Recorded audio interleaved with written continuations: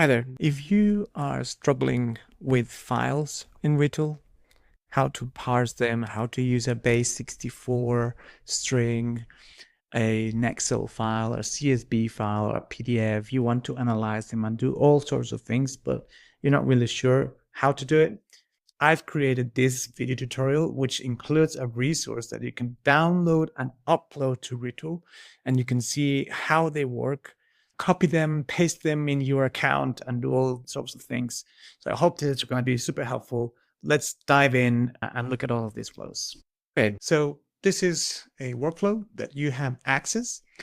On the description box of this video, you'll find a link to a Retool forum post where you can download. I've also pasted the link for my storage where you can download it. So here you're seeing this workflow, and you can see we're gonna see how to manipulate a zip file, a CSV file, an image file, and how to analyze it with OpenAI and get the results in a structure, what is called structure outputs, which is always returning the same, PDF files, and then also an Excel file, so that those Excel files that have sheet names and maybe the headers are not in the first row, how to do that, and then how to upload a file in to an S3 bucket. Really quickly, I'm going to show what kind of files I have. So for example, the Excel file, as this one you can see here, the headers are on line 4. It has some rows here, but some reports sometimes do that, and it has a sheet name, mock data. And some Excel files may have several sheets, so you may want to target one specific sheet. And then I have a CSV file, which is then a classic CSV file. And then I have a zip file, which includes just 2 files. So mock data and squirrel. Right, so let's go analyze the zip file first. So one of the great things about Retool Workflows is that you can use Python. I rarely use Python. I'm not an expert. I kind of depend on ChatGPT to help me. But here you can find, for each flow, by the way, you have also a file that you can then use. So if I return this block, I would have that file that I showed you here, which is zip, the Base64 string, which contains all of the information. And here you see, you can find this Python block, which then you can use whenever you want and copy it in other of your workflows, just making sure that you change the reference to where the file is. So when I click on this, and this Python code, which is quite simple, will extract the 2 files that are in the mock data CSV and squirrel the image with the base, but then you can go for the manipulate or upload somewhere, or send it somewhere else. So that's very simple. That's the Python how to extract a zip file. Let's go further down here.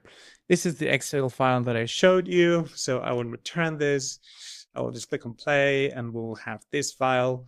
And this, as I mentioned, allows you to target a specific sheet name. For example, if you're receiving a file, you want this file to be sent to the workflow every day, but this file has 3 or 4 sheets. You can decide which sheet you want to target. And also you can decide the range. So which rows, from which row the header. This is an index. So the first row is index 0. So here I'm actually selecting the 4th row.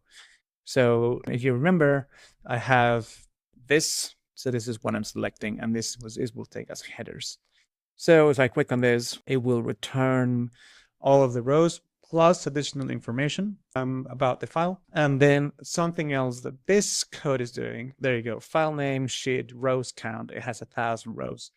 And also here is an example of how you can format the data. So for this particular example, the date is formatted as string. So what would you do here?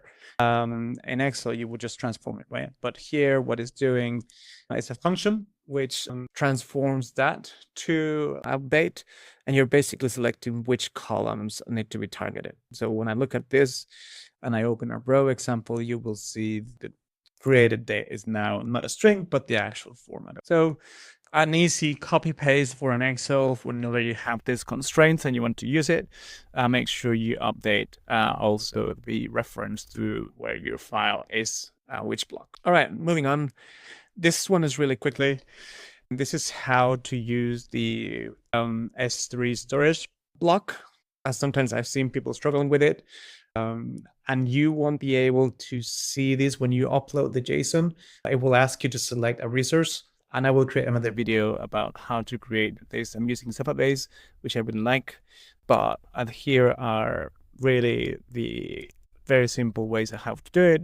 I return this. This is the squirrel image. And once you get all the information, basically here you can put type, name, and data. And this data is basically the Base64 that you can use. And once this you upload it, and the S3 bucket returns with this sign URL, which is not something you can share directly. So there's this little block that takes it and formats it. The public link is expecting it, and then you can share it, sending an email, or just put it back to your application if you are actually running this workflow on an email. From an app, you want to return to the app. Sorry about that. That's not loading quickly. There it is. So there's the squirrel. All right.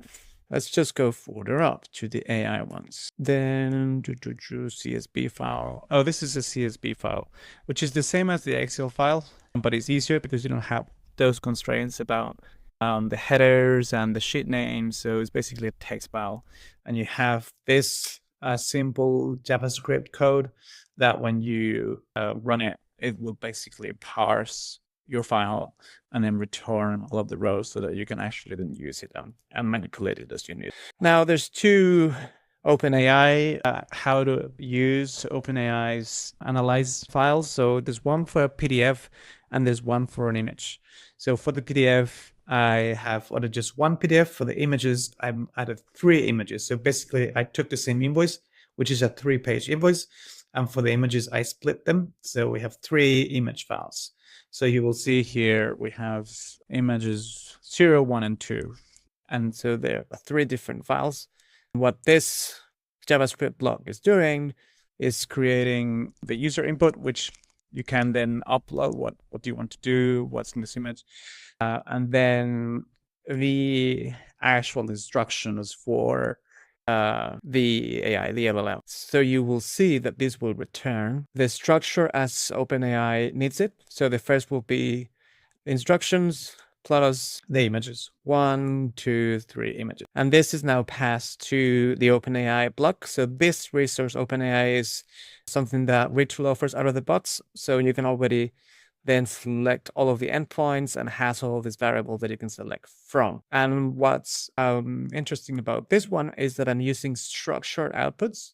So basically, I'm using a schema, a JSON schema, which you can see here, that instructs the LLM to respond with that JSON. So in fact, now I had run it before recording the video, and now I can parse this. Well, so this block is basically taking the response from this data output, which is nested under output content text, because it returns it as text. So I need to parse it. And now you can see this is the response in a JSON structure. So then you can actually, for example, use it to upload it to Xero or any finance assistant that you have. And you can see the line items. So one object for each line item. So that's doing that. And basically the one top is the same thing, but it skips the part of looping through the images and create that. And here you can see how the input is put right through there, because you just have one input file and it's taking it directly from the PDF. But it's also using the text variable parameter, which is what you use for the JSON schema, and make sure that the model is responding using that model schema, so that you always get that consistency. And you will play them and you parse it as well. All right, so those are some useful ways that you can manipulate files in a workflow. I hope this is helpful. I put the links to both the Retool post and the JSON file, which you can download and upload. You can just really go to a workflow and import from JSON, and then you will get all of this here. I can't remember if for OpenAI you need to create an API key. I don't think so, because it's already included within Retool's free credits and tokens that you get per day. So, but yeah, feel free to ask me any questions also on the forum post. Cheers. Thank you.